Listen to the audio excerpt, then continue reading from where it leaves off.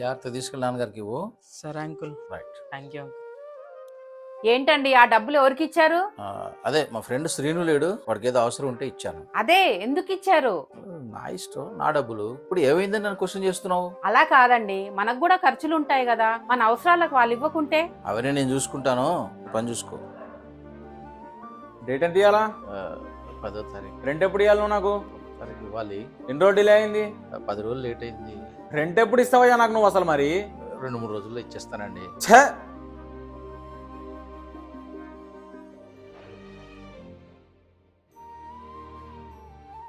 Hello, అరే శ్రీను, డబ్బులు ఎప్పుడు ఇస్తావురా?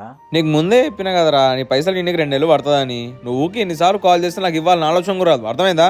పెట్టాయి.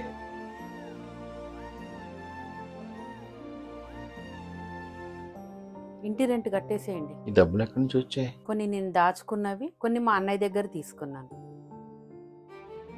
నువ్వు చెప్పిన మాట ఏనుంటే నాకు ఈ పరిస్థితే వచ్చేది కాదే.